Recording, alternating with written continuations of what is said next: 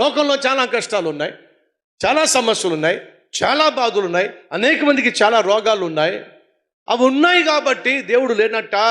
ఉన్న వాళ్ళు ఏం చేయాలి? దేవుని దగ్గరికి వస్తేనే కదా దేవుడు అద్భుతం చేయగలిగింది, దేవుడు ఆశ్చర్యకార్యం చేయగలిగింది, వారి కష్టాన్ని తీర్చగలిగింది, కన్నీళ్లు తొలగించగలిగింది, పాపాలు క్షమించగలిగింది, పరలోకం చేర్చగలిగింది. ఎప్పుడు?